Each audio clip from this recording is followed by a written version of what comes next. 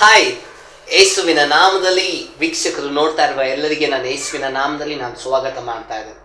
ನನ್ನ ಪ್ರೀತಿಯ ದೇವ ಜನರೇ, ನಾವೆಲ್ಲ ಕಣ್ಣುಗಳನ್ನ ಮುಚ್ಚಿ ನಾವು ದೇವರ ವಾಕ್ಯ ಕೇಳೋದಕ್ಕಿಂತ ಮುಂಚೆ ನಾವೆಲ್ಲ ಕಣ್ಣುಗಳನ್ನ ಮುಚ್ಚೋಣ, ನಾವು ಪ್ರಾರ್ಥಿಸೋಣ. ದೇವರ ಆತ್ಮನು ನಮ್ಮ ಮಧ್ಯದಲ್ಲಿ ಮಾತಾಡಬೇಕು. ನಾನು ಮಾತಾಡೋದಿದ್ರೆ ಒಂದು ಕೂದಲು ಅಲ್ಲಾಡಲ್ಲ ಅಲ್ವಾ? ಇವತ್ತು ದೇವರು ಮಾತಾಡಿದ್ರೆ ನಿಮ್ಮ ಜೀವಿತ ಬದಲಾಗುತ್ತೆ. ಕಣ್ಣುಗಳನ್ನ ಮುಚ್ಚೋಣ, ನಾವು ಪ್ರಾರ್ಥಿಸೋಣ.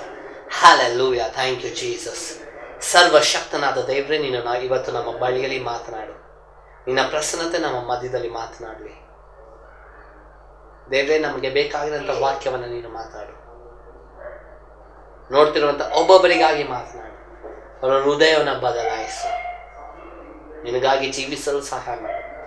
ಯೇಸುವಿನ ನಾಮದಲ್ಲಿ ನಾವು ಪ್ರಾರ್ಥಿಸಬೇಡಿ ತಂದೆಯೇ, amen. Hallelujah, praise the Lord. ಯೇಸುವಿನ ನಾಮದಲ್ಲಿ ನಿಮ್ಮ ಎಲ್ಲರನ್ನ ನಾನು ಸ್ವಾಗತ ಮಾಡ್ತಾ ಇದ್ದೇನೆ. ನನ್ನ ಪ್ರೀತಿಯ ದೇವ ಜನರೇ, ಯೇಸು ಕ್ರಿಸ್ತನ ಬಗ್ಗೆ ಇವತ್ತು ನಾವು ಧ್ಯಾನ ಮಾಡಲಿದ್ದೇವೆ. ಮೊದಲನೇದಾಗಿ, ನೀವು ನನ್ನನ್ನು ಇಂಗ್ಲೀಷಲ್ಲಿ ಪ್ರಸಂಗ ಮಾಡ್ತಾ ಇರೋದನ್ನು ನೋಡ್ಬೋದು. ಆದರೆ ನಾನು ಕನ್ನಡದಲ್ಲಿರುವಂಥ ಎಷ್ಟೊಂದು ಕನ್ನಡ ಜನರಿಗೆ ಇಂಗ್ಲೀಷ್ ಅರ್ಥ ಆಗಲ್ಲ. ಅದಕ್ಕಾಗಿ ನಿಮಗಾಗಿ ನಾನು ಇವತ್ತು ಇಂಗ್ಲೀಷಲ್ಲಿ ಬಿಟ್ಟು ಕನ್ನಡನ ಮಾತಾಡಬೇಕೆಂಬುದಾಗಿ ನಾನು ಬಂದಿದ್ದೇನೆ. ನಮ್ಮ ದೇವರು ಎಷ್ಟು ಒಳ್ಳೆ ದೇವರು ಎಂಬುದಾಗಿ ಇವತ್ತು ನಾವು ಅರ್ಥ ಮಾಡ್ಕೊಬೇಕು. Hallelujah, praise the Lord. ಯೇಸು ಕ್ರಿಸ್ತನ್ ಅಂದ್ರೆ ಯಾರು? ಫಸ್ಟ್ ಅದು ನಿಮಗೆ ಒಂದು ಪ್ರಶ್ನೆ.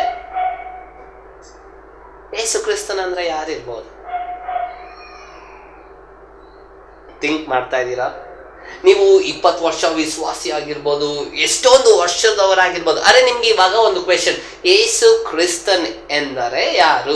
ಎಷ್ಟೊಂದು ಜನ ಹೇಳ್ತಾರೆ ಅವರು ತಂದೆಯಾದ ದೇವರ ಮಗ, ಎಷ್ಟೊಂದು ಜನ ಅವರು ಯೇಸು ಸ್ವಾಮಿ ಅವರು ಅದೇ ರೀತಿ ಎಷ್ಟೊಂದು ಹೇಳ್ತಾರೆ.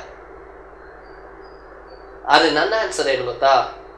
ಯೇಸು ಕ್ರಿಸ್ತನ್ ಅಂದ್ರೆ, ಯೇಸು ಸ್ವಾಮಿ ಅಂದ್ರೆ ಅವರು ನಿನ್ನನ್ನು ಪ್ರೀತಿಸುವವರು, ನನ್ನನ್ನು ಪ್ರೀತಿಸುವವರು.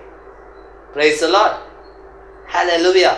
ಇವತ್ತು ನಾವು ಸ್ವಲ್ಪ ಸಮಯ ಯೇಸು ಕ್ರಿಸ್ತನು ಯಾಕೆ ಭೂಮಿಗೆ ಬಂದರು, ಯಾವ ಕಾರಣದಿಂದ ಬಂದರು, ಏನನ್ನ ಮಾಡಿದ್ರು, ಇವತ್ತು ನಿನಗೆ ಏನ್ ಮಾಡ್ತಾರೆ, ಇವತ್ತು ನನಗೆ ಏನ್ ಮಾಡ್ತಾರೆ ಅದನ್ನ ನಾವು ಧ್ಯಾನ ಮಾಡೋಣ. ನಾವು ಏನ್ ಮಾಡಬೇಕು, ಇದು ಇಂಪಾರ್ಟೆಂಟ್. ಈ 25 ನಿಮಿಷ, ಅರ್ಧ ಅವರಲ್ಲಿ ನಾವು ಏನೇನೋ ಕಲಿಬೇಕು ಇವತ್ತು. ಅದಕ್ಕೆ ನಾವು ಇವತ್ತು ನಿಮ್ಗೇನೋ ಎಷ್ಟೊಂದು ಕೆಲಸ ಇರುತ್ತೆ, ಎಲ್ಲ ಕೆಲಸ ಮಾಡೋದಲ್ಲ ಬಿಟ್ಬಿಟ್ಟು ಇವತ್ತು ನೀವು ಕುತ್ಕೊಂಡು ನೋಡ್ತಾ ಇದ್ದೀರಾ ಅಂದ್ರೆ ಇದರಿಂದ ಏನಾದ್ರು ಒಂದು ಉಪಯೋಗ ಆಗ್ಬೇಕು. ಕರೆಕ್ಟ್ ತಾನೆ? ಓಕೆ. ಯೇಸು ಕ್ರಿಸ್ತನು ಪರಲೋಕದಲ್ಲಿರುವ ದೇವರು. ಆತನು ನನ್ನನ್ನ ನಿನ್ನನ್ನ ಸೃಷ್ಟಿ ಮಾಡಿದವನು. ಬೈಬಲ್ ವಚನ ಹೇಳ್ತದೆ, ಆದಿಯಲ್ಲೇ ಆತನೇ ಇದ್ದನು ಎಂಬುದಾಗಿ. ಈ ಲೋಕವನ್ನ ಸೃಷ್ಟಿ ಮಾಡೋದಕ್ಕಿಂತ ಮುಂಚೆನೆ ಆತನು, ಈ ಲೋಕವನ್ನ ಸೃಷ್ಟಿ ಮಾಡೋದಕ್ಕಿಂತ ಮುಂಚೆನೆ ಯೇಸು ಕ್ರಿಸ್ತನು ಇದ್ದನು. ಯೇಸು ಕ್ರಿಸ್ತನು ನನ್ನನ್ನು ಸೃಷ್ಟಿ ಮಾಡಿದ. ಓಕೆ, ಫಸ್ಟ್ ಪಾಯಿಂಟ್, ಯೇಸು ಕ್ರಿಸ್ತನು ನಿನ್ನನ್ನು ಸೃಷ್ಟಿ ಮಾಡಿದ. ಓಕೆ. ಸೆಕೆಂಡ್ ಪಾಯಿಂಟ್, ಎಷ್ಟೊಂದು ಜನರು ಇವಾಗ ಆದಾಮ್ ಇದಾನೆಲ್ಲ, ಆದಾಮ್ನ ದೇವ್ರು ಏನ್ ಮಾಡಿದ್ರು? ನಮ್ಮ ಸಂಡೇ ಸ್ಕೂಲ್ ಹುಡುಗರಿಗೆಲ್ಲ ನಾನು ಹೇಳ್ಕೊಂಡು ಕೊಡ್ತೀನಿ. ಇದೆಲ್ಲ ತುಂಬಾ ಇಂಪಾರ್ಟೆಂಟ್. ಇದು ಸಣ್ಣ ಸಣ್ಣ ವಿಷಯ ಇರ್ಬೋದು, ಆದ್ರೆ ಇದು ನಮ್ಗೆ ಗೊತ್ತಿಲ್ಲದಿರೋ ವಿಷಯಗಳು. ಆದಾಮ್, ಇವಾಗ ದೇವ್ರು ಆದಾಮನನ್ನ ಮಣ್ಣಿನಿಂದ ತನ್ನ ಸ್ವರೂಪದಲ್ಲೇ ಸೃಷ್ಟಿ ಮಾಡಿದ್ರು ಅಂತ ಬೈಬಲ್ ಹೇಳ್ತದೆ. ಕರೆಕ್ಟ್ ತಾನೆ? ಯಾರ ಸ್ವರೂಪದಲ್ಲಿ? ಆತನ ಸ್ವರೂಪ, ತನ್ನ ಸ್ವರೂಪದಲ್ಲಿ ಮನುಷ್ಯನನ್ನ ಸೃಷ್ಟಿ ಮಾಡಿದ. ಹಂಗಂದ್ರೆ ಎಲ್ಲರಿಗೆ ಕ್ವಶನ್ ಇರ್ಬೇಕು, ನನ್ನ ತರಾನೇ ದೇವ್ರು ಇರ್ತಾರ? ನಾನು ಬೆಳ್ಳಗಿದ್ದೀನಿ, ನಾನು ಕಪ್ಪಗಿದ್ದೀನಿ, ನನ್ನ ಮೂಗು ದೊಡ್ಡದಿದೆ, ನನ್ನ ಕಣ್ಣು ದೊಡ್ಡದಿದೆ, ನನ್ನ ತರಾನೇ ದೇವ್ರು ಇರ್ತಾರ ಅಂತ ಎಲ್ಲರಿಗೆ ಕ್ವಶನ್. ಆ ವಚನ ಓದಿದ ತಕ್ಷಣ ಬರ್ಬೇಕು ತಾನೆ? ಆ ವಚನ ಏನ್ ಹೇಳ್ತದೆ?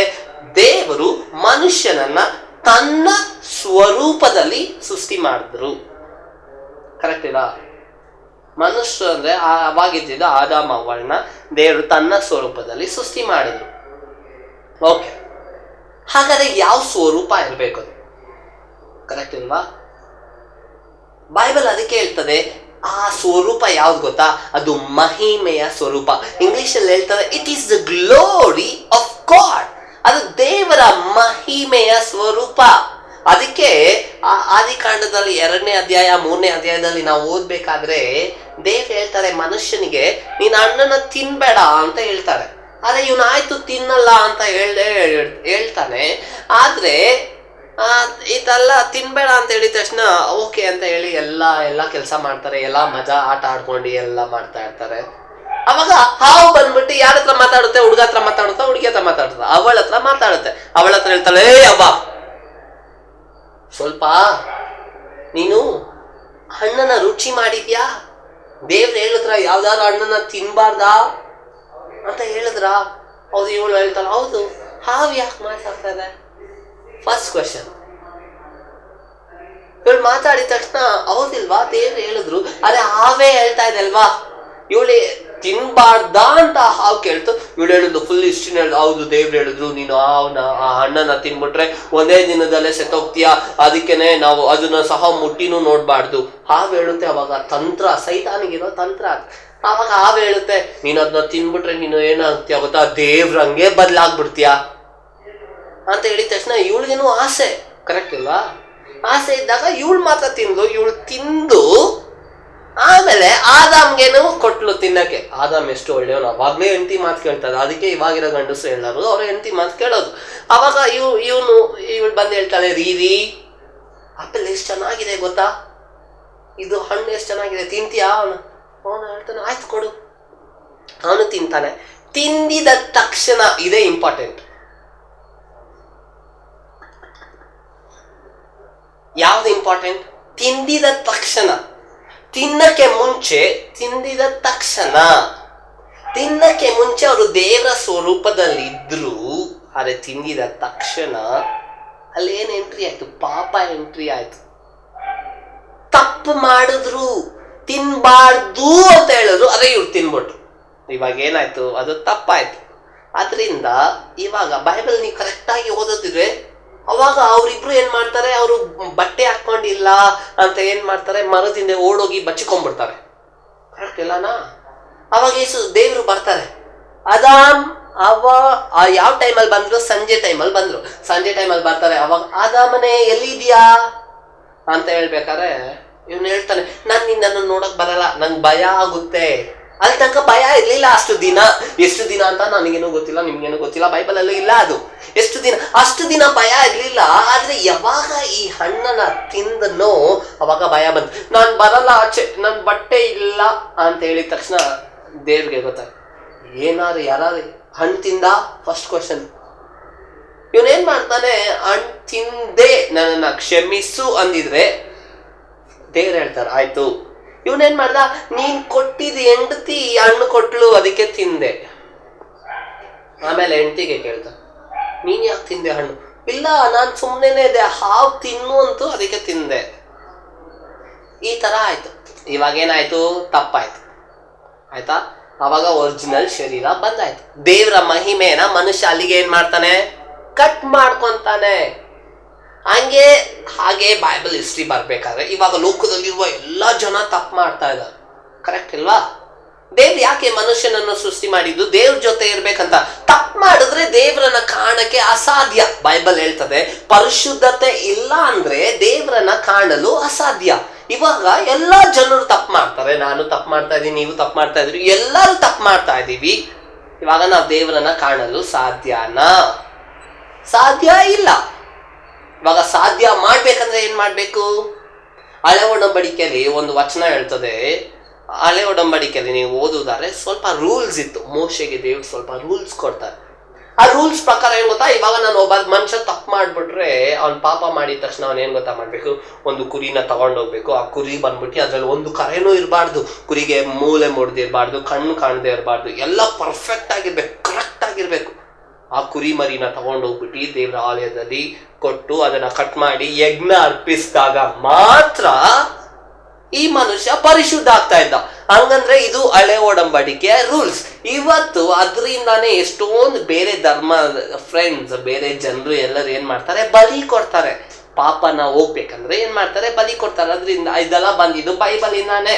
ಇವಾಗ ಬಂದು ಒಂದು ಕ್ವೆಶನ್, ಈ ತರ ಎಲ್ಲರೂ ಬಲಿ ಕೊಡ್ತಾನೆ ಇದ್ರೆ ಕುರಿಗಳೆಲ್ಲ ಏನಾಗ್ತದೆ, ಕಟ್ ಆಗ್ತಾನೆ ಇರ್ತದೆ. ಫುಲ್ ಲೋಕದಲ್ಲಿರೋ ಕುರಿ ಎಲ್ಲ ಕಟ್ಟಾಗಿ ಹೋಗ್ಬಿಡುತ್ತೆ. ಇವಾಗ ಎಲ್ಲ ತಪ್ಪು ಮಾಡ್ತಾನೆ ಇರ್ತಾರೆ. ಒಂದು ತಪ್ಪಿಗೆ ಒಂದು ಕುರಿ ಕಟ್ ಮಾಡ್ಬೋದು. ನಾವಂದ್ರೆ ಒಂದು ದಿನಕ್ಕೆ ಎಷ್ಟು ತಪ್ಪು ಮಾಡ್ತೀವಿ? ಒಂದಿನಕ್ಕೆ ಎಷ್ಟೊಂದು ತಪ್ಪು ಮಾಡ್ತೀವಿ, ಕರೆಕ್ಟ್ ತಾನೆ? ಆದ್ರಿಂದ ಇವಾಗ ದೇವರು ಏನ್ ಮಾಡ್ತಾ ಇದ್ದಾರೆ, ಪರಲೋಕದಲ್ಲಿರೋ ಯೇಸು ಸ್ವಾಮಿ, ಜನ ಯಾಕೆ ಇಷ್ಟು ತಪ್ಪು ಮಾಡ್ತಾ ಇದ್ದಾರೆ, ನಾನು ಹೋಗ್ತೀನಿ, ನಾನು ಮನುಷ್ಯ ಹಾಗೆ ಹೋಗಿ ನನ್ನ ರಕ್ತವನ್ನ ಕೊಡ್ತೀನಿ, ಆ ಕುರಿ ಸಾಯೋದ್ ಬದಲು ನಾನು ಸಾಯ್ತೀನಿ, ನಾನು ಸತ್ತೋಗಿ ನನ್ನ ರಕ್ತದಿಂದ ಅವನ್ನ ಪರಿಶುದ್ಧ ಮಾಡ್ತೀನಿ ಅಂತ ಹೇಳಿ ಯೇಸು ಸ್ವಾಮಿ ಬರೋದು. ಅರ್ಥ ಆಯ್ತಾ? ಅರ್ಥ ಆಯ್ತಾ? ಆಗಿಲ್ಲಣ್ಣ, ಅರ್ಥ ಆಯ್ತಾ? ಓಕೆ, ಇವಾಗ ಯೇಸು ಸ್ವಾಮಿ ಹೆಂಗ್ ಬಂದ್ರು, ಇದೇ ಮೇನ್. ಇವಾಗ ನಿಮ್ಗೆಲ್ಲರಿಗೆ ಗೊತ್ತು ಸೈನ್ಸ್, ನಾನು ಓದಿರೋ ಹುಡುಗ, ನನಗೆ ನಮ್ಮ ಮನೇಲಿ ನನ್ನ ಬುಕ್ಸ್ ಎಲ್ಲ ಇದೆ, ನಾನು ಸ್ವಲ್ಪ ಸೈನ್ಸ್ ಎಲ್ಲ ಓದ್ತೀನಿ, ಕಂಪ್ಯೂಟರಲ್ಲಿ ಸ್ವಲ್ಪ ಸರ್ಚ್ ಎಲ್ಲ ಮಾಡ್ತೀನಿ, ಅದಕ್ಕೆ ನನಗೆ ಸ್ವಲ್ಪ ಬುದ್ಧಿ ಇದೆ, ನಿಮ್ಗೆಲ್ಲರಿಗೆ ಗೊತ್ತು. ಇವಾಗ ಒಂದು ಎಕ್ಸಾಂಪಲ್, ಇದು ಮೇನ್ ತುಂಬಾ ಇಂಪಾರ್ಟೆಂಟ್. ಈ ಹುಡುಗ ಏನಪ್ಪ ಹಿಂಗ್ ಮಾತಾಡ್ತಾನೆ ಅಂತ ತಿಳ್ಕೊಂಬೇಡಿ, ಇದು ಇರೋದೇ ಸತ್ಯ ಇರೋದೇ ಮಾತಾಡ್ತಾ ಇದ್ದೀನಿ. ಇವಾಗ ಒಂದು ಮದುವೆ ಆಗದೇ ಇರುವಂತ ಒಂದು ಹೆಣ್ಣು ಮಗಳು ಗರ್ಭ ಧರಿಸಕ್ಕೆ ಆಗುತ್ತಾ? ಒಂದು ಹುಡುಗನ, ಒಂದು ಗಂಡು ಹುಡುಗನೇ ಹೀಗೆ ಮುಟ್ಟು ಸಹ ಇರಲ್ಲ, ಅವಳು ಮಗುವನ್ನ ಎರಕ್ಕೆ ಆಗುತ್ತಾ? ಆಗಲ್ಲ. ಯಾಕೆ ಅಂದ್ರೆ ಸೈಂಟಿಫಿಕ್ ಆಗಿ ನೋಡುವುದಾದ್ರೂ, ನ್ಯಾಚುರಲ್ ಆಗಿ ನೋಡಿದ್ರು ಹೇಗಂದ್ರೆ, ಒಬ್ಬ ಮನುಷ್ಯನ ಒಬ್ಬ ಪುರುಷ ಒಬ್ಬ ಸ್ತ್ರೀ ಇಬ್ರು ಶರೀರದಲ್ಲಿ ಒಂದಾದ್ರೆ ಮಾತ್ರ ಒಂದು ಮಗು ಜನಿಸಕ್ಕೆ ಆಗುತ್ತೆ ಅಂತ ನಾನು ಹೇಳ್ತಾ ಇಲ್ಲ, ಸೈನ್ಸ್ ಹೇಳ್ತಾ ಇದೆ, ನೇಚರ್ ಸಹ ಅದೇ ಹೇಳ್ತಾ ಇದೆ. ಅದೇ ಯೇಸು ಸ್ವಾಮಿ ಇದು ರೀಸನ್ ಅದಿಲ್ಲ. ಯೇಸು ಸ್ವಾಮಿ ಹುಟ್ಟಕ್ಕಿಂತ ಮುಂಚೆ ಲಕ್ಷಗಟ್ಟಲೆ ಜನರು ಹುಟ್ಟಿದ್ರು, ಅವ್ರು ಇದೇ ಪ್ರಾಸೆಸ್ ಅಲ್ಲೇ ಹುಟ್ತಾ ಇದ್ರು. ಅದೇ ಯೇಸು ಸ್ವಾಮಿ ಇದು ಪ್ರಾಸೆಸ್ ಡಿಫ್ರೆಂಟ್ ಆಗಿತ್ತು. ಯಾಕೆ ಯೇಸು ಸ್ವಾಮಿಯ ರಕ್ತ ಇವತ್ತು ಎಲ್ಲ ಪಾಪಗಳನ್ನ ತೊಳಿತಾ ಇದೆ ಅನ್ನಕ್ಕೆ ಕಾರಣ ಒಂದೇ ಒಂದು, ಏನ್ ಗೊತ್ತಾ? ಯೇಸು ಸ್ವಾಮಿ ರಕ್ತ ಪರಿಶುದ್ಧ ಆಗಿತ್ತು. ಹಂಗಂದ್ರೆ ಯೇಸು ಸ್ವಾಮಿ ರಕ್ತ ಪರಿಶುದ್ಧವಾಗಿರುವುದಕ್ಕೆ ಕಾರಣ ಏನು? ಕಾರಣ ಇರ್ಬೇಕು ತಾನೆ. ನಾನು ಅವಾಗ್ಲೇ ಹೇಳಿದೆ, ಒಂದು ಪುರುಷ ಒಂದು ಸ್ತ್ರೀ, ಇವಾಗ ನಿಮ್ಮಪ್ಪ ಇಲ್ಲಾಂದ್ರೆ ನಿಮ್ಮಮ್ಮ, ಇಲ್ಲಾಂದ್ರೆ ನಮ್ಮಪ್ಪ ಇಲ್ಲಾಂದ್ರೆ ನಮ್ಮಮ್ಮ, ಯಾರೇ ಇದ್ರು ಒಬ್ಬರದು O ಪಾಸಿಟಿವ್ ಬ್ಲಡ್ ಇರುತ್ತೆ, ಇನ್ನೊಬ್ಬರದು B ಪಾಸಿಟಿವ್ ಬ್ಲಡ್ ಇರುತ್ತೆ. ಈ ಬ್ಲಡ್ ಇವಾಗ ಶರೀರದಲ್ಲಿ ಒಂದಾದ್ರೆ, ಈ ಬ್ಲಡ್ ಎರಡು ಒಂದಾದ್ರೆ ಅವಾಗ ಮಗು ಆಗ್ಬೇಕಲ್ಲ, ಅದು ಮಗುಗೆ ಬೇರೆ ರಕ್ತ ಇರುತ್ತೆ. ಆದ್ರೆ ಯೇಸು ಸ್ವಾಮಿಯ ರಕ್ತದಲ್ಲಿ ಆ ರೀತಿಯಾಗಿ ಆಗಿರ್ಲಿಲ್ಲ. ನೀವು ಬೈಬಲ್ನ ಕರೆಕ್ಟ್ ಆಗಿ ಓದುವುದಾದ್ರೆ, ಹೊಸ ಒಡಂಬಡಿಕೆ ಮತ್ತಾಯನ ಬರೆದ ಸುವಾರ್ತೆಯಲ್ಲಿ ಹೇಳ್ತದೆ, ಮರಿಯಳಿಗೆ ಎಂಗೇಜ್ಮೆಂಟ್ ಆಗಿತ್ತು, ಅವಳು ಒಬ್ಳು ಕಣ್ಣಿಕೆ ಆಗಿದ್ಲು, she was still a virgin. ಅವಳು ಇನ್ನ ಸಹ ಯೋಸೆಫ್ನ ಮುಟ್ಟಿ ನೋಡಿದ, ಯಾರನ್ನು ನೋಡಿಲ್ಲ ಅವಳು ಇನ್ನ. She was engaged, that's all. ಅವಳಿಗೆ ಬರೀ ಎಂಗೇಜ್ಮೆಂಟ್ ಮಾತ್ರ ಆಗಿತ್ತು. ಓಕೆ, ಇವಾಗ ಎಂಗೇಜ್ಮೆಂಟ್ ಆಗಿರೋಳು ಅವಳು ಯಾಕೆ ದೇವ್ರು ಅವಳನ್ನ ಆರಿಸ್ಕೊಂತಾರೆ? ಅದೇ ಮೇನ್ ಇಂಪಾರ್ಟೆಂಟ್. ದೇವ್ರು ಎಲ್ಲರನ್ನ ನೋಡ್ತಾರೆ, ಯಾರು ಒಳ್ಳೆಯವರು ಒಳಗಡೆ ನಾನು ಹೋಗ್ಬೇಕು, ಯಾರು ಅಂತ ಸರ್ಚ್ ಮಾಡ್ಬೇಕಾದ್ರೆ ಮರಿಯಳು ಸಿಕ್ಕಾಕೊಂತಾಳೆ ದೇವ್ರ ಕಣ್ಣಿಗೆ. ಮರಿಯಳ ಹತ್ರ ದೇವ್ರ ದೂತರು ಹೋಗಿ ಮಾತಾಡ್ತಾರೆ, ನೀನು ಪರಿಶುದ್ಧ ಆತ್ಮನನ್ನ ಹೊಂದಿಕೊಂಡು ನಿನ್ಗೆ ಒಂದು ಮಗು ಆಗುತ್ತೆ. ಇವಾಗ ಪರಿಶುದ್ಧ ಆತ್ಮ ಯಾರ ಮೇಲೆ ಇಳಿದು ಬರ್ತಾ ಇದ್ದಾರೆ? ಮರಿಯಳ ಮೇಲೆ ಇಳಿದು ಬಂದು ಅವಳಿಗೆ ಒಂದು ಮಗು ಆಗುತ್ತೆ. ಅಲ್ಲಿ ನೀವು ನೋಡ್ಬೇಕು, she has not touched the man. ಅವಳು ಯೋಸೆಫ್ನನ್ನು ಮುಟ್ಟಿಲ್ಲ, ಯಾರನ್ನೂ ಮುಟ್ಟಿಲ್ಲ, ಆದ್ರೆ ಅವಳಿಗೆ ಮಗು ಆಯ್ತು. ಇವಾಗ ಆ ಮಗುವಲ್ಲಿ ಇರೋದು ಒಂದೇ ರಕ್ತ, ಎರಡು ರಕ್ತ ಮಿಕ್ಸ್ ಆಗಿಲ್ಲ, ಒನ್ ಬ್ಲಡ್. ಯೇಸು ಸ್ವಾಮಿ ಹುಡ್ತಾರೆ. ಆಮೇಲೆ ಅರ್ಥ ಆಯ್ತಾ? ಯೇಸು ಸ್ವಾಮಿ ರಕ್ತ ಯಾಕೆ ಪರಿಶುದ್ಧ ಅಂದ್ರೆ ಇದರಿಂದಾನೆ. ಒಬ್ಬ ರಕ್ತ ಪರಿಶುದ್ಧ ಆಗ್ಬೇಕಂದ್ರೆ ಈ ಲೋಕದಲ್ಲಿ ಸೃಷ್ಟಿನೇ ಮಾಡಕ್ಕೆ ಆಗಲ್ಲ, ಒಬ್ಬರಿಂದ ಆಗೋದೇ ಇಲ್ಲ. ಅರೆ ಯೇಸು ಸ್ವಾಮಿ ರೀಸನ್ ಅಲ್ಲಿ ಯೇಸು ಸ್ವಾಮಿ ಒಂದು ಮಿರಾಕಲ್ ಆಗಿದ್ರು. ಆಯ್ತಾ? ಯೇಸು ಸ್ವಾಮಿ ಬಂದ್ರು, ಎಲ್ಲ ಕೆಲಸ ಮಾಡಿದ್ರು, ಯೇಸು ಸ್ವಾಮಿ ಸುವಾರ್ತೆ ಸಾರಿದ್ರು. ಯೇಸು ಸ್ವಾಮಿ ಜೀವಿತ ಬಗ್ಗೆ ಎಲ್ಲರಿಗೆ ಗೊತ್ತಿರ್ಬೋದು. ಓಕೆನಾ? ಎಲ್ಲರಿಗೆ ಗೊತ್ತಿರ್ಬೇಕಾದ್ರೆ ಏನಾಯ್ತಂದ್ರೆ ನೀವು ಗಮನ ಕೊಡ್ಬೇಕು.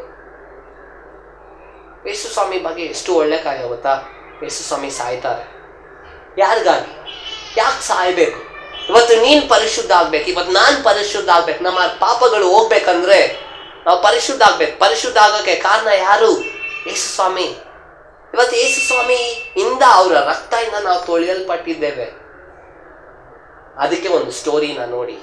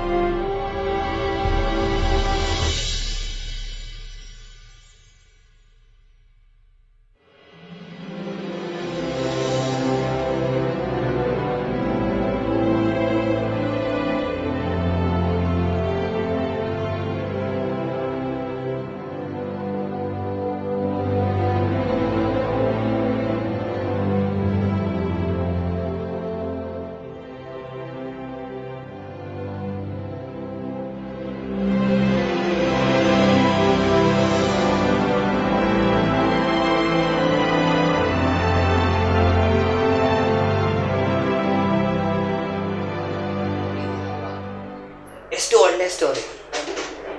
ಅವರಪ್ಪ ಏನ್ ಮಾಡ್ತಾ ಇದ್ದಾನೆ, ಅವರಪ್ಪ ಒಬ್ಬ ರೈಲ್ವೆ ವರ್ಕರ್. ಟ್ರೈನಲ್ಲಿ ವರ್ಕ್ ಮಾಡ್ಬೇಕಾದ್ರೆ ಆ ಸ್ಟೋರಿ ಅದು ಯಾರ ಬಗ್ಗೆ ಹೇಳ್ತದೆ ಗೊತ್ತಾ? ಯೇಸು ಸ್ವಾಮಿ ಬಗ್ಗೆನೇ ಹೇಳ್ತಾ ಇದೆ. ಇವಾಗ ಏನಾಗ್ತಾ ಇದೆ ಅಂದ್ರೆ,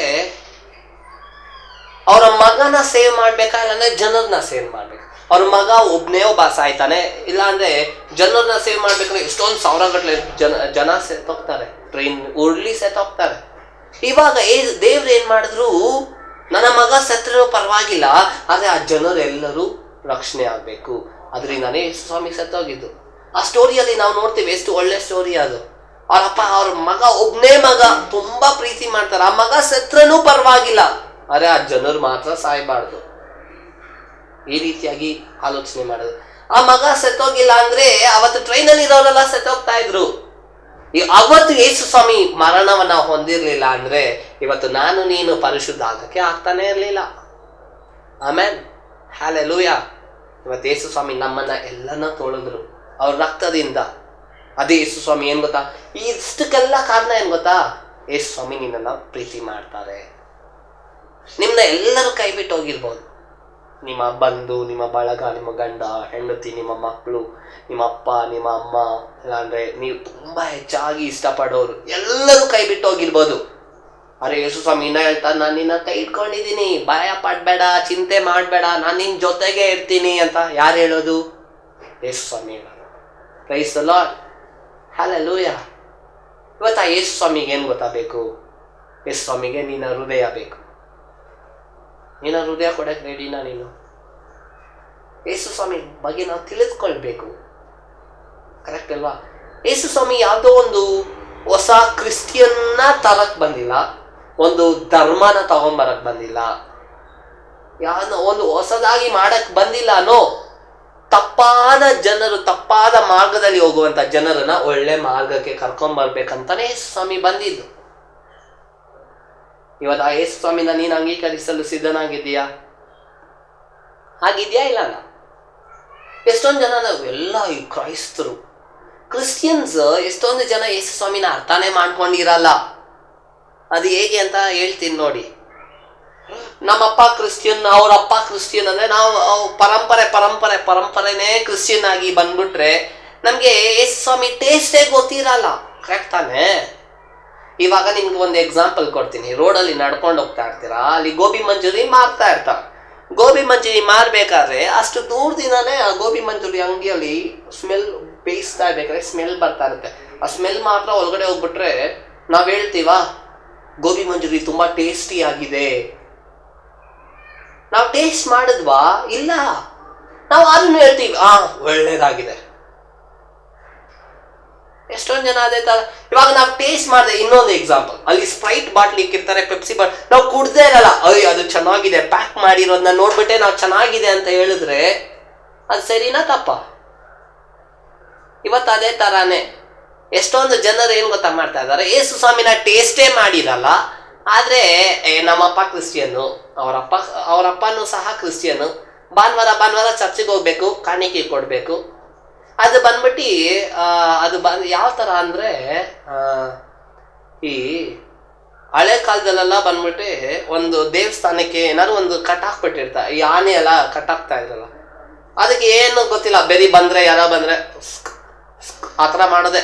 ನಾವ್ ಆತರ ಎಷ್ಟೊಂದು ಜನ ಕ್ರಿಶ್ಚಿಯನ್ಸ್ ಏನಾಗ್ಬಿಟ್ಟಿದೀವಿ ಅಂದ್ರೆ ತಮಿಳಲ್ಲಿ ಕೊಯ್ಲ್ ಮಾಡಿ ಅಂತ ಹೇಳ್ತಾರೆ, ದೇವಸ್ಥಾನಕ್ಕೆ ಇರೋ ಹಸು ಅಂತ.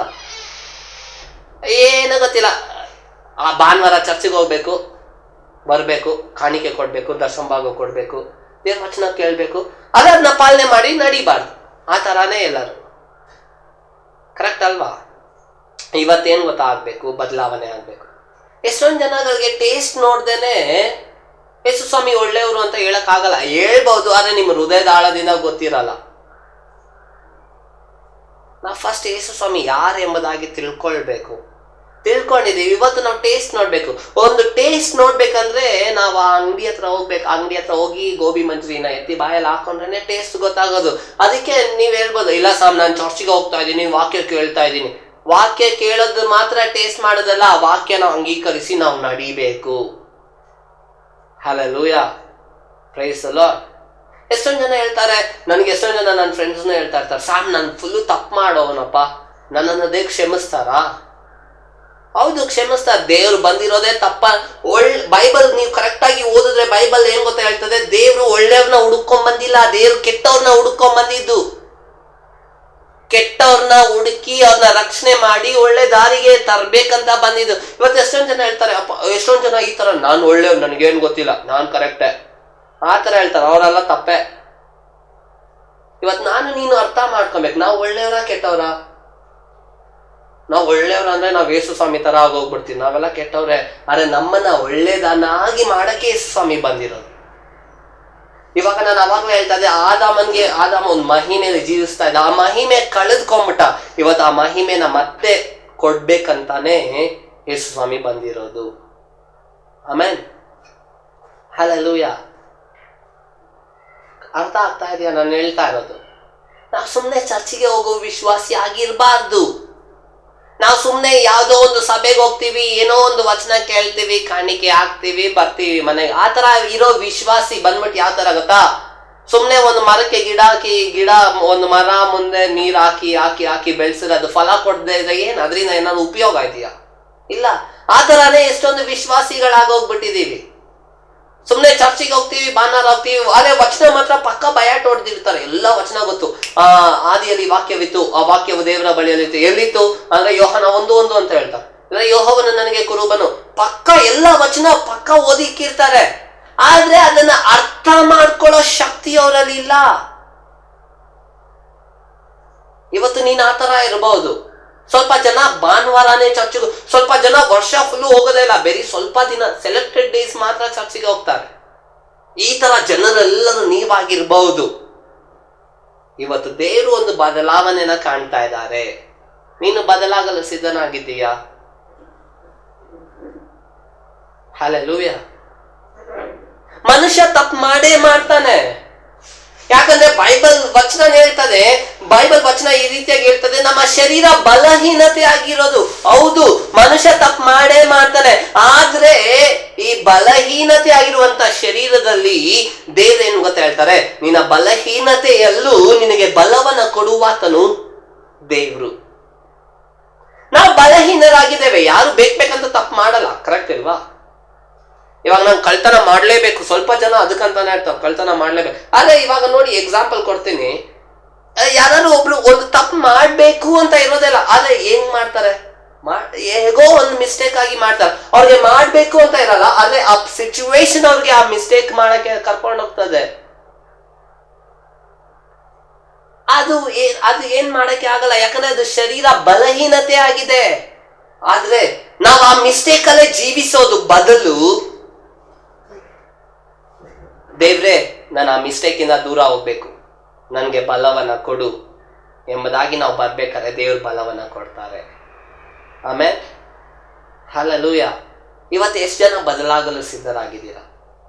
ನೀವು ಎಷ್ಟೇ ದೊಡ್ಡವ್ರು ಇರ್ಬೋದು, ನೀವು ಡಾಕ್ಟರ್ ಇರ್ಬೋದು, ಇಂಜಿನಿಯರ್ ಇರ್ಬೋದು, ಒಳ್ಳೆ ಸ್ಟೂಡೆಂಟ್ ಇರ್ಬೋದು, ಯಮನಸ್ಥರು ಇರ್ಬೋದು, ನಿಮ್ಮ ಅಪ್ಪ ಅಮ್ಮ ದೊಡ್ಡ ಒಳ್ಳೆ ಬಿಲೀವರ್ ಇರ್ಬೋದು, ಅದೆಲ್ಲ ಬೇಕಾಗಿಲ್ಲ. ದೇವ್ರು ನೋಡೋದು ನಿನ್ನ ಹೃದಯವನ್ನ, ನೀನು ಎಷ್ಟು ಕೋಟಿ ಸಂಪಾದನೆ ಮಾಡ್ತೀಯಲ್ಲ, ನೀನು ಎಷ್ಟು ದೊಡ್ಡ ಚರ್ಚಿಗೆ ಹೋಗ್ತೀಯ ಅದು ನೋಡಲ್ಲ, ಯಾವ್ದನ್ನೂ ನೋಡಲ್ಲ. ದೇವ್ರು ನೋಡೋದು ಒಂದೇ ಒಂದು, ನೀನು ದೇವ್ರ ಮುಂದೆ, ಮನುಷ್ಯರ ಮುಂದೆನೂ ಅಲ್ಲ, ದೇವ್ರ ಮುಂದೆ ರೈಟ್ ಆಗಿದೆಯಾ? Are you going in the right way before God? God wants to see that. ಇವತ್ತು ನೀನ್ ಬದಲಾಗಲು ಸಿದ್ಧನಾಗಿದ್ರೆ ನನ್ನ ಜೊತೆ ಸೇರಿ ಕಣ್ಣು ಮುಚ್ಕೊ, ನಾವೆಲ್ಲರೂ ಸೇರಿ ಪ್ರಾರ್ಥನೆ ಮಾಡೋಣ. ನಾನು ನಿನ್ಗಾಗಿ ಪ್ರಾರ್ಥಿಸ್ತೇನೆ ಅಂತ ಅಲ್ಲ, ನಾವೆಲ್ಲರೂ ಸೇರಿ ಪ್ರಾರ್ಥನೆ ಮಾಡೋಣ. ಯಾಕಂದ್ರೆ ನಾನು ಸಹ ಒಂದೊಂದ್ರಲ್ಲಿ ತಪ್ಪು ಮಾಡ್ಬೋದು, ನೀವು ಸಹ ಮಾಡ್ಬೋದು. ನಾವೆಲ್ಲರೂ ಕೇಳೋಣ, ದೇವ್ರೆ ನಮ್ಮನ್ನ ಕ್ಷಮಿಸಪ್ಪ, ನಮ್ಮನ್ನ ಪರಿಶುದ್ಧ ಮಾಡು, ನಾನು ನಿನ್ನನ್ನು ನೋಡ್ಬೇಕು. ಯಾಕೆ ಗೊತ್ತಾ, ಯೇಸು ಸ್ವಾಮಿ ರಕ್ತ 2000 ವರ್ಷದ ಹಿಂದೆ ಸುರಿಸಿದ್ರು ಇವತ್ತು ಅದು ಎಲ್ಲ ಪಾಪಗಳನ್ನ ತೊಳಿತಾ ಇದೆ. ಅದಕ್ಕೆ ನಾವು ಪ್ರಾರ್ಥಿಸೋಣ, ದೇವ್ರೆ ನನ್ನ ಪಾಪವನ್ನ ತೊಳೆ, ಕಣ್ಗಳನ್ನು ಮುಚ್ಚೋಣ, ನಾವು ಪ್ರಾರ್ಥಿಸೋಣ. ಸರ್ವಶಕ್ತನಾದ ದೇವ್ರೆ, ಮಹಿಮೆಗಳ ಮಧ್ಯದಲ್ಲಿ ಜೀವಿಸುವಾತನೇ, ಈ ಕಾರ್ಯಕ್ರಮವನ್ನ ನೋಡ್ತಿರುವಂತ ಒಂದೊಂದು ಸಹೋದರ, ಒಂದೊಂದು ಸಹೋದರಿಗಾಗಿ ನಾನು ಪ್ರಾರ್ಥಿಸ್ತಾ ಇದ್ದೇನೆ. ದೇವ್ರೆ, ನಾವು ಪಾಪಿಗಳು, ಬೈಬಲ್ ವಚನ ಹೇಳ್ತದೆ, ನೀನು ಪಾಪಿಗಳನ್ನ ಹುಡುಕಿಕೊಂಡು ಬಂದಿರುವ ದೇವ್ರೆ ಎಂಬುದಾಗಿ. ನಾವು ತಪ್ಪಲ್ಲೇ ಇದ್ದೇವೆ, ನಾವು ಪಾಪದಲ್ಲಿ ಹುಟ್ಟಿ ಪಾಪದಲ್ಲಿ ಸಾಯುವಂತ ಜನರಾಗಿದ್ದೇವೆ. ಆದ್ರೆ ನಿನ್ನ ಬಲ ನಮ್ಗೆ ಕೊಡು, ನಿನ್ನ ಕೃಪೆ ನಮ್ಗೆ ಕೊಡಪ್ಪ. ಈ ಕಾರ್ಯಕ್ರಮವನ್ನು ನೋಡ್ತಾ ಇರುವಂತ ಎಲ್ಲರಿಗಾಗಿ ನಾನು ಪ್ರಾರ್ಥಿಸ್ತಾ ಇದ್ದೇನೆ. ನಾವೆಲ್ಲರೂ ಬದಲಾಗಲು ಸಹಾಯ ಮಾಡು. ನಿನ್ನನ್ನು ದೃಷ್ಟಿಸಿ ನೋಡುವ ಮಕ್ಕಳಾಗಿ ನಮ್ಮನ್ನ ಬಲಪಡಿಸು, ಬದಲಾಯಿಸು.